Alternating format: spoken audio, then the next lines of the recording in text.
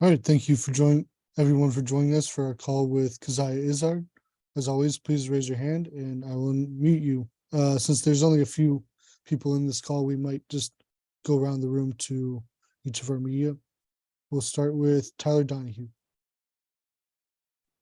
Hey, Coziah, how are you today? I'm doing good. How are you? I'm doing great, thank you. I'm curious what October felt like for you, getting back involved on Saturdays and week by week taking on a larger role. You know, coming back, it felt pretty good being back with my teammates and trying to,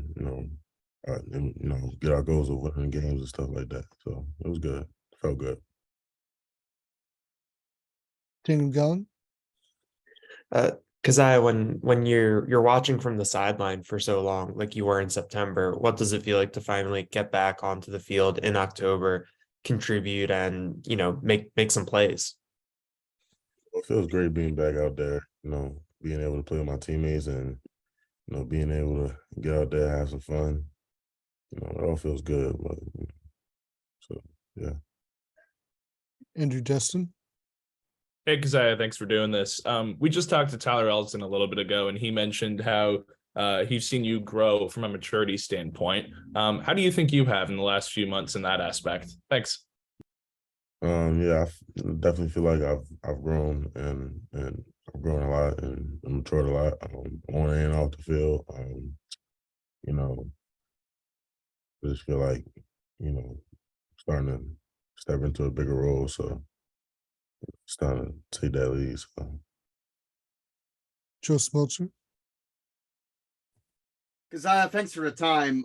You and PJ obviously go a while back, both being Maryland guys. What has your friendship with him meant to you personally over the years, and what has it meant to the team having him back in the fold this season?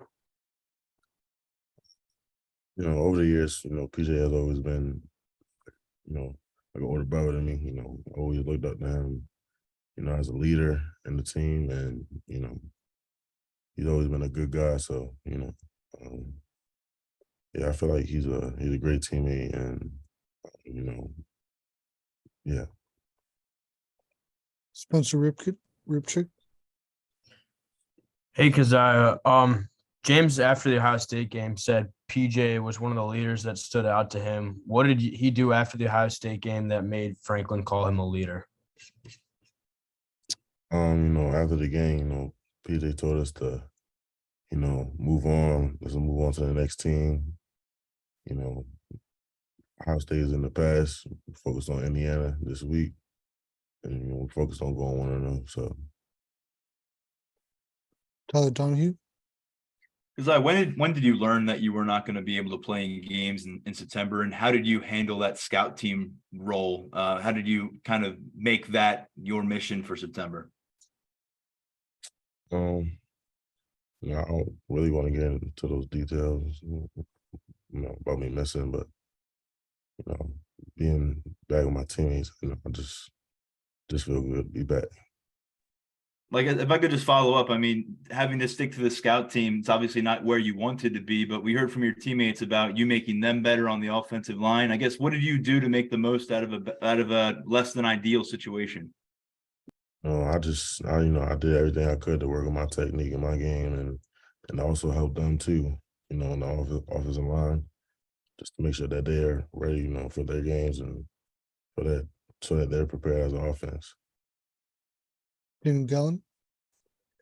In working on the scout team, what stands out to you about Juice, Landon, Hunter, that Salim, that top group? What has made them, I guess, effective offensive linemen this year?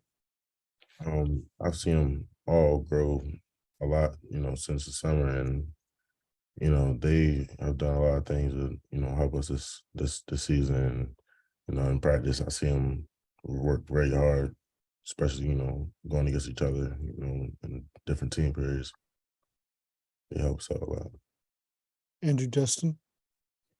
Because last year, you got a huge boost in playing time once PJ went down. What's it like being on the field with him at the same time now? Could you kind of expand on that dynamic, what it's like when you guys are able to be out there together? Thanks. Me and PJ, I feel like, we work well out there together as a team. we communicated well together, and it's just good to be back out there with him. Joe Smeltzer. So the last year has really been crazy for you. A lot of different changes going from starting some games last season after PJ went down to the first few games this year, not playing at all. And now you're kind of working your way back, getting into a groove, it looks like, back in that defensive line rotation. So what would you say is the biggest difference between Coziah Izzard as a person last year at this point, November 2nd, to where you are now, both as a person and a player? So I say, last year when it's time, I was a little immature at the time, I say.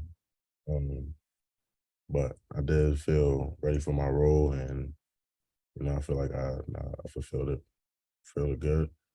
Compared to now, though, like I feel confident, in my game. I feel like I'm mature, and I feel like I get better along with my teammates, and yeah. Spencer Ripchick.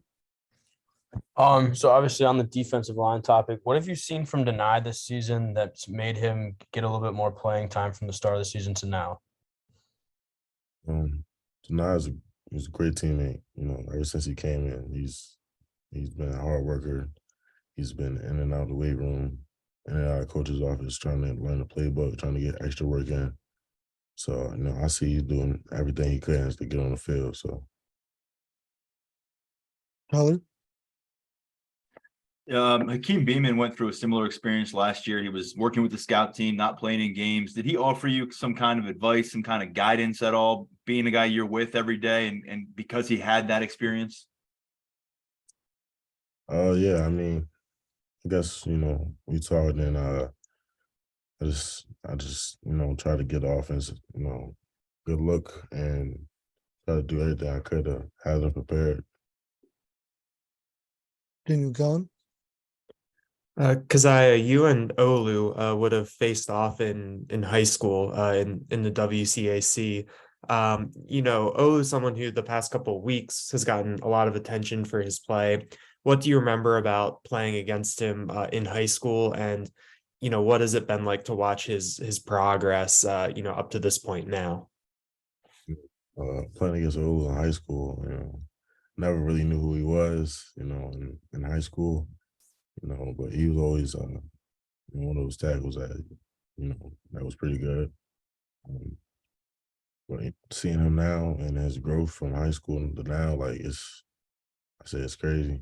I think he's one of the top tackles in the nation, and seeing where he is now and his growth and how his work ethic has grown, it's pretty cool. Joe Smeltzer. Coziah, what have you seen from Indiana personnel-wise, and what players have stuck out to you on the offensive end from the film we've watched so far? A couple players I've noticed on the offense is their running back, Sean. Forgot his name, but number 2. But I've seen him. I've seen he's try to run the ball a lot, and also the freshman that they have, the freshman running back that they have.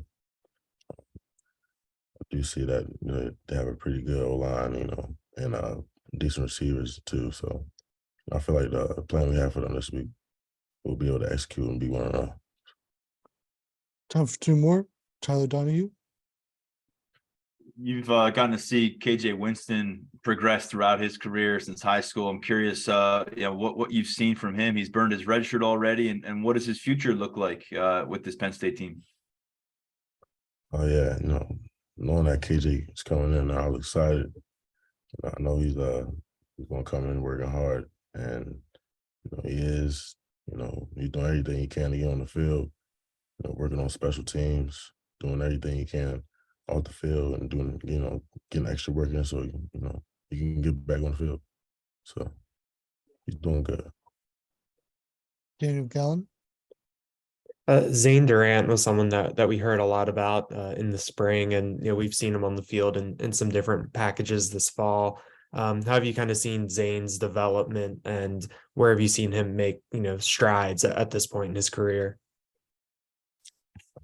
Zane came in around springtime. Seeing him from where he was then and to now, so he's developed a lot. He's gotten a lot stronger. He's gotten a lot faster. He's working different moves now. So seeing him on the field and seeing him out there is good.